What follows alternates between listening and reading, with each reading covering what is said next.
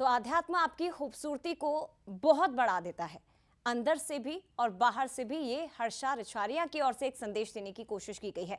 बता दें आपको कि महाकुंभ महापर्व का शुभारंभ हो चुका है। आज तीसरा दिन है।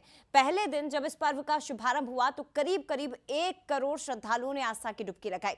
दूसरे दिन अमृत स्नान के मौके पर 3.5 करोड़ से ज्यादा श्रद्धालु प्रयागराज पहुंचे थे। लेकिन आज क्या खास दिखाई दे रहा है, आज कितना उत्साह लोगों में नजर आ रहा है, आज कितनी बड़ी संख्या में यहां सनातन धर्म को मानने वाले तमाम श्रद्धालु पहुंच रहे हैं, सीधे जानने के लिए आपको प्रयागराज ही हम लेकर चलते हैं। देवताओं की इस भूमि पर आज क्या अद्भुत अलौकिक नजर आ रहा है, मनोज जी?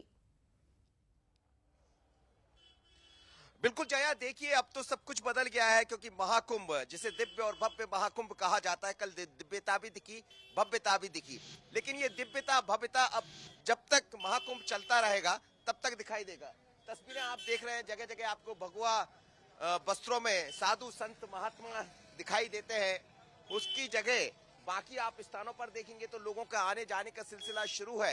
लेकिन ये बता रहा है, देखिए आप अभी भी बड़ी तादाद में लोग यहाँ पहुंच रहे। आप किसी भी आश्रम में चले जाइए तो इस समय साधु महात्माओं का एक तरह से कहा जाए तो जमावाड़ा सा लगा हुआ है। बड़ी तादाद में संत महात्मा यहाँ पहुंचे हुए हैं और इनको आप देख सकते हैं। ये शायद एहसास करा रहा है हमारे धर्म, हमारी जो ध्वज पताका है सनातन की, वो किस तरह दिखाई देती है। लेकिन इसके अलावा बहुत ऐसे लोग हैं जो यहाँ पहुंच रहे हैं संत समागम में और संतत्व का आनंद ले रहे हैं। लेकिन मेरे साथ इस वक्त ईसा फाउंडेशन से जुड़ी मैं साध्वी कह सकता हूँ आपको, बिल्कुल एक और साध्वी जुड़ रही। अभी एक साध्वी थी हमारे साथ और एक और साध्वी। जी अपना नाम बताइएगा। स्वर्णिमा। स्वर्णिमा, नाम आपका बड़ा अच्छा है।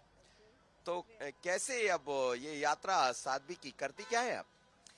मैं एक्चुअली मेरा खुद का बिजनेस है सस्टेनेबल क्लोथिंग का। लेकिन पिछले साल मैंने फरवरी में महाशिवरात्रि के पहले लिंग सेवा की थी, जो ईशा फाउंडेशन के सदगुरु है उनके आश्रम में, जो कोयम्बतूर में आता है। तो वो लिंग सेवा करने के बाद में सब कुछ बदल गया मेरे लिए।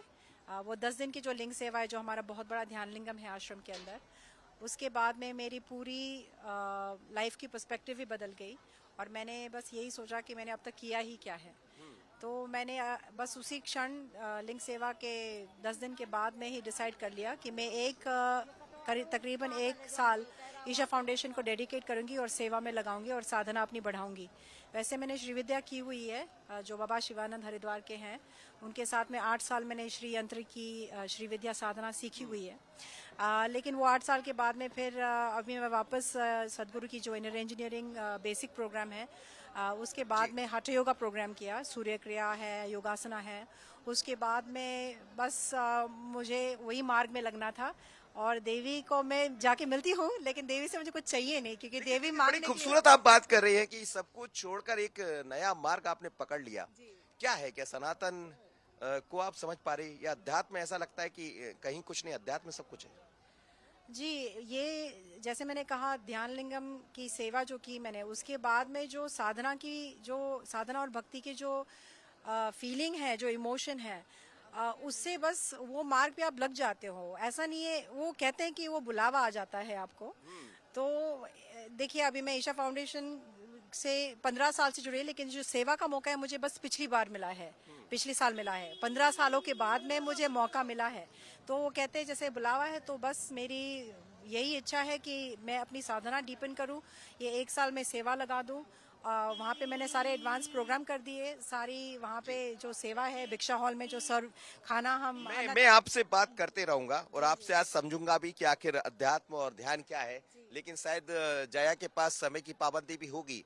निश्चित रूप से जया, आप देख रही हैं कि एक नहीं, आप एक वो साध्वी को दिखा रही थी, लेकिन यहाँ कई ऐसे लोग हैं जो बड़ी तेजी से सनातन अध्यात्म की तरफ बढ़ रहे हैं। ये शायद उसका आपका उदाहरण है, इससे पहले आप जिनसे बात देख रही थी उनका उदाहरण है। लेकिन यहाँ महाकुंभ में अब सब कुछ बदला बदला सा है, क्योंकि अध्यात्म और सनातन की राह लोगों ने पकड़ ली है। जय। और निश्चित तौर पर ये सनातन धर्म की खूबसूरती ही है, मनोज जी, कि ये सभी को अपनी ओर बरबस ही खींच कर ले आती। फिलहाल शुक्रिया आपका तमाम बातचीत के लिए।